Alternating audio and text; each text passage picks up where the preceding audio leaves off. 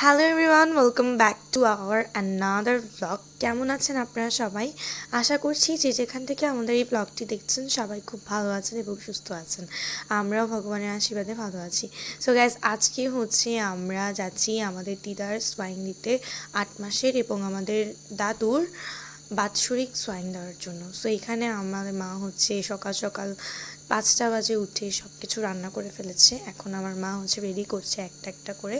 And আমরা অনেক তাড়াহুড়াতে আছি এই মুহূর্তে। মানে আমরা কিভাবে যে যাব, মানে কে গোসল করবে গোসল করবে না, কিভাবে যে আমরা রেডি হয়েছি, মানে একদম খুবই তাড়াহুড়ার মধ্যে রেডি হয়েছি। মানে একজনের পর একজন খুবই তাড়াহুড়া করে রেডি হয়েছি। সো এখন আমার মা হচ্ছে ফার্স্টে বুদ্ধকে সোয়াইন দিবে এখান থেকে, তারপরে সোয়াইন নিয়ে নিবে আমার মা বিহারি গিয়ে আবার বুদ্ধকে সোয়াইন দিবে আর কি। তো এখানেও দিবে, আবার মন্দিরেও দিবে। সো আমরা অনেক তাড়াতাড়ি করে রেডি হয়েছি, মানে একদম বলার বাইরে এত তাড়াতাড়ি রেডি হয়েছি আমরা আমরা টাইমই পাচ্ছিলাম না যে আমরা কীভাবে যাব। টাইম তখন 10টা বেজে গিয়েছিল, মানে অনেক লেট হয়ে গিয়েছিলো। আমার মা 5টা বাজে উঠেও 10টা বেজে গিয়েছে। তো মানে এরকম একটা অবস্থা। সো আমরা অনেক তাড়াতাড়ি করে এখন ফাইনালি বিহারে চলে এসেছি। বিহারে আসার পরে আমরা হচ্ছে এখানে দেখতেই পাচ্ছেন সবাই মিলে আমরা এখানে একটু প্রার্থনা করলাম। সবাই করছে, আমি এদিকে একটু ক্যাপচার করছিলাম টুকটুক করে ভিডিওতে। আমাদের এই বিহারে জীবদান হয়েছিল অনেক সুন্দর করে। আমরা ভেবেছিলাম মানুষ এত হবে না, বাট মানুষ অনেক অনেক হয়েছিল মানুষ। অ্যান্ড আমরা বসারও সিট পাইনি, আমরা একদম লাস্টে বসতে হয়েছে আমাদেরকে। সো গাইস, আমরা হচ্ছে জীবদানটা ক্যাপচার করতে পারিনি, কজ আমরা অনেক তাড়াহুড়াতে ছিলাম। মানে আমরা নর্মালি সবাই গিয়েছে ওখানে 2টা 3টা 1টা 2টা এরকম টাইমে, আর আমরা যেতে যেতে হয়ে গিয়েছিল বিকাল 5টা বেজে গিয়েছিল, আর আস্তে আস্তে হচ্ছে 8টা বেজে গিয়েছিল রাতের। সো ওই জন্য আর ভালো করে কিছু দেখা হয়নি, জাস্ট টিপোর দান করে চলে এসেছি, কোনো সাংস্কৃতিক অনুষ্ঠান কিছুই দেখা হয়নি।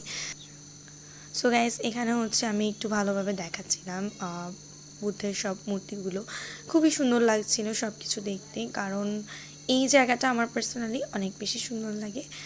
বিহারে তো আর অনেক ধরনেরই জায়গা আছে, অনেক জায়গায় অনেক সুন্দর সুন্দর বুদ্ধের মূর্তি, বাট এই জায়গাটা আসলেই অনেক সুন্দর। এখন এখানে হচ্ছে মা বুদ্ধের জন্য বুদ্ধ পূজা রেডি করছিল। সো আমার মা হচ্ছে এখানে সব কিছু সুন্দর করে রেডি করে ফেলেছে। অ্যান্ড এখন আমরা এটা তুলে দিব। একটা হচ্ছে এখানে দিব, আর একটা হচ্ছে আমরা বোধি গাছের ওখানে দিব, মানে বোধি গাছের সামনে আর কি দিব। এখন হচ্ছে বাবা বুদ্ধ পূজা তুলে দিল। একটা হচ্ছে এখানে দিয়েছি, আর একটা হচ্ছে একটু আগে যে জায়গাটা দেখালাম ওখানে হচ্ছে মা দিয়েছে, মা আর বোন ওখানে দিয়েছে, আমি আর বাবা হচ্ছে বুদ্ধি ভিক্ষার এখানে দিলাম। আর আমরা এখন এখান থেকে যাব হচ্ছে সোয়াইনগুলো। এখন হচ্ছে গাইজ আমরা বাসা চলে যাচ্ছি। আমরা আসলে যাওয়ার সময় একটু ক্যাপচার করতে পারিনি, কারণ আমাদের একটুও টাইম ছিল না, অনেক তাড়াহুড়াতে আমরা গিয়েছি বিহারে।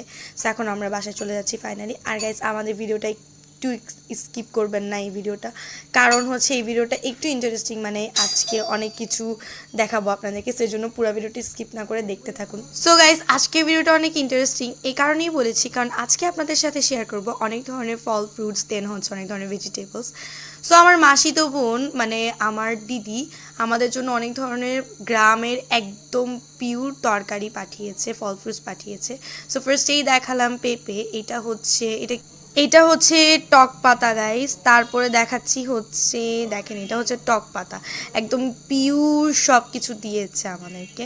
তারপরে দেখাচ্ছি হচ্ছে দেখেন গাইস, ধান্না মরিচ গাইস। তারপরে এটা হচ্ছে মিষ্টি কুমড়া শাক, দেন দেখাচ্ছি হচ্ছে লাউ শাক। তারপরে একদম কিন্তু সব কিছু কিন্তু অনেক পিওর পিওর। সো তারপরে হচ্ছে এটা কি শাক, এটা হচ্ছে এটা এইটাও হচ্ছে গাইস লাউ শাক। তারপরে আছে হচ্ছে লাল শাক, মানে এগুলো সব হচ্ছে আমার দিদির একদম পিওর ক্ষেতের জিনিসপত্র।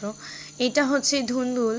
তারপরে রয়েছে হচ্ছে, তারপরে দেখাচ্ছি হচ্ছে গাইস, এখানে রয়েছে আরও অনেক কিছু। এই যে এক বস্তা দেখতে পাচ্ছেন, এগুলো সব কিন্তু তরকারি। এখানে হচ্ছে কলমি শাক রয়েছে, তারপরে হচ্ছে আর অনেক কিছু রয়েছে।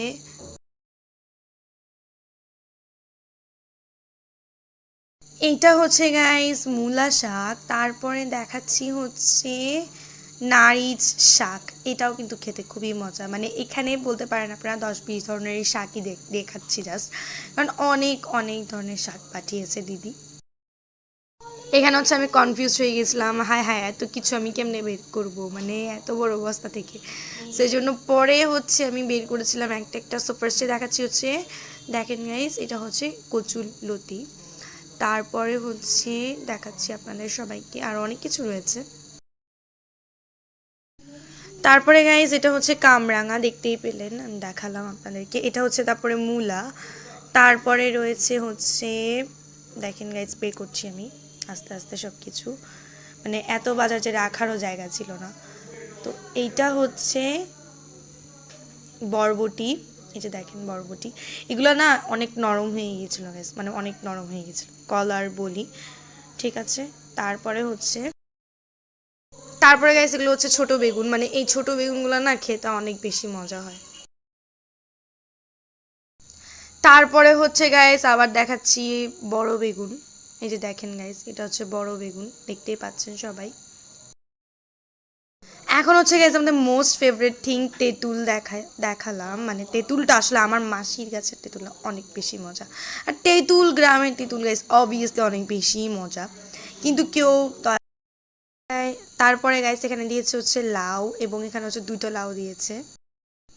তারপরে গাইস আমাদের মোস্ট ফেভারিট জিনিস তো দেখালাম আপনাদেরকে, জাম্বুরা, মানে যেটা অনেক পছন্দ। অ্যান্ড লাস্ট গাইস এটা হচ্ছে চাল কুমড়া।